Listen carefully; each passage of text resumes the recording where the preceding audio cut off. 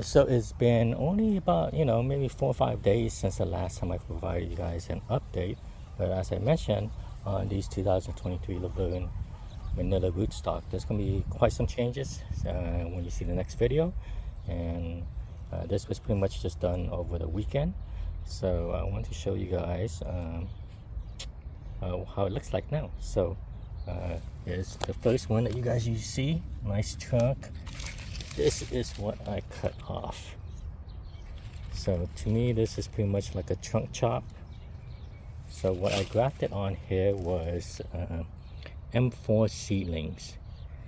And I am pretty much 99.9% sure that these are the clones of that M4, because out of that poly seedlings, I was able to identify the one that was the pollinated one. And therefore this is these are the clones on it. So that is the first one. So ideally I would have liked the scion to be a bit older, but these rootstocks are moving a bit faster than I was planning in terms of the schedule in my head.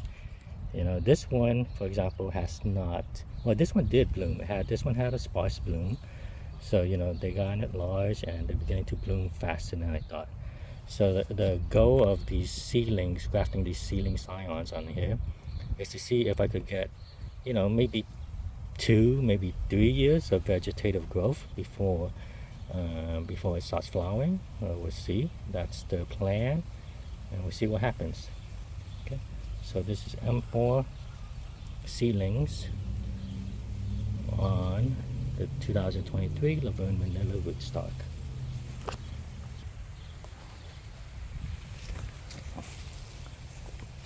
This is the next tree. This is the one that had the fungal damage. I didn't do any top grafting on it just because I wanted to recover, but I did. You could see it, but I did cover it with some tree wound kind of sealer all around it. So letting this recover before I do any kind of grafting. And not just recovering, just make sure it survives. Okay. On to the next tree. Right here. This one has like 4 nice limbs.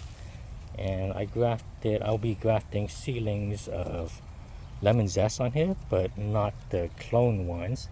This would be the selection of the unique kind of lemon zest ones I have. These 2 right here is from 2 different seeds. The lemon zest, but with a very strong Indian kind of spice aroma to the leaves. So I'm interested to see what it would do. So I have 2 more branches.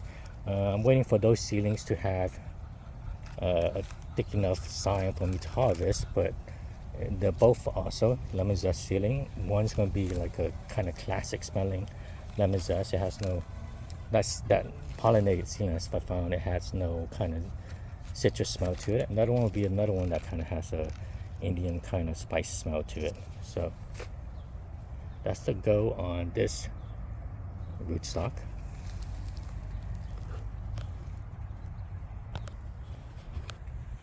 Here's another rootstock that just got a trunk chop. There's a nice sized trunk. Here's the branch that was cut off. And my goal, how I grow this is like I let it grow out for the first year without really pruning it. I'm trying to get a large height on it, which kind of helps increase the trunk size of it, and then I trunk chop it. So this is grafted with a coconut cream, and again, 99.9% sure that these seedlings of coconut cream are the clones. Just from the same thing with the M4, I was able to identify the pollinated one, and the assumption that the rest of these would be the clone ones.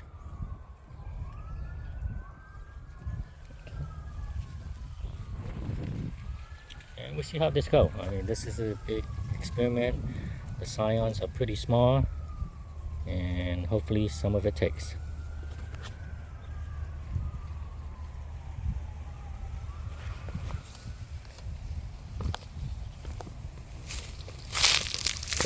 Here's the next tree. Okay, this one has 4 graft on it. Grafted here. These aren't seedlings, so these are mature scions. Okay, so this right here is coconut cream. 2 coconut creams and 2 sugar loaf.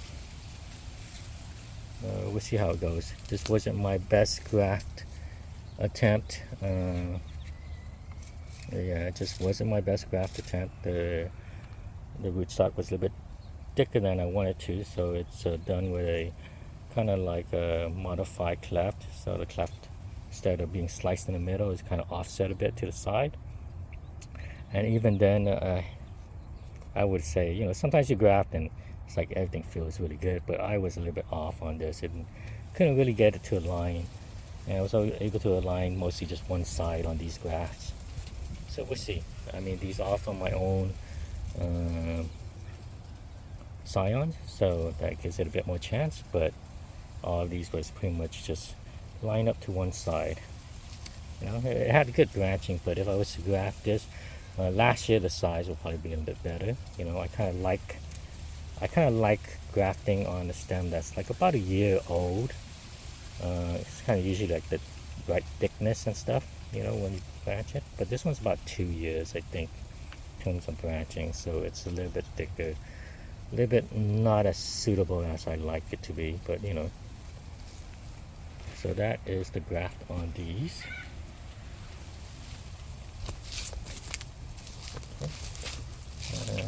Here's the next one.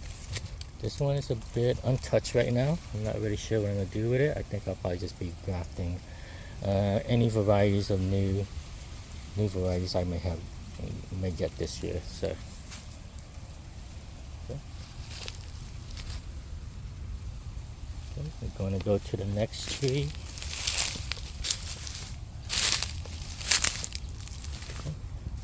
Again, this one I grafted this with a seedling sweet tart. Again, these are seedlings from what I could identify as the clones. So I was able to identify the pollinated seed, the pollinated tree, and then these would be the clones. So 99.9% sure it's a clones. And again, this experiment is to see how long these seedling scions grow out before they flower. Ideally, I probably could have waited another year for the seedlings to get a bit larger, but I'm a bit impatient, and the rootstock is moving at a faster pace than I was expecting. Like this rootstock, for example, flowered. Like most of them, they all kind of flowered. Lots of my 2023 Manila rootstocks have flowered this year.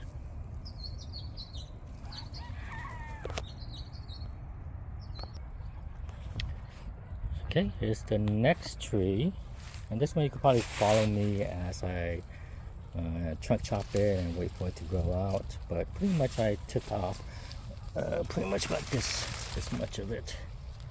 And I'm trying to get it to about knee high and let it branch. So this one would be grafted next year. Good size trunk. So this one will definitely be grafted next year. I try to chop it like around knee high and then let the branching occur. I sometimes get asked if it makes a difference if you cut, you know, prune around the ring of buds or below or above it. I don't think it makes a difference. If you're giving it time for it to develop into a scaffold, like one of the main scaffold branches, one of the main branches, it makes no difference in terms of like how it could support fruit or anything. You know, maybe if you do end up getting a tree that produces hundreds and hundreds of fruits, then maybe it could be an issue in terms of weight, but that's not really going to happen here. And in my opinion, it doesn't really make a difference. I kind of like using the ring of buds. It kind of gives me a bit more option. Gives me a bit more option to select it. But again, I'm selecting this for like a scaffold branch. If I was going to let this kind of branch out and fruit, then yes, like this ringer bud, that fruiting branch is going to be, that branch that's going to fruit right away. Like for example, next year it will be a bit more weaker than some of the branches that's below the ringer buds. But again, I'm using this to develop some major scaffolds. So as a scaffold branch, it makes no difference. But as a branch that say you want to prune, but you want it to prune next year and let it flower, it does make a difference. Okay, so just kind of keep note.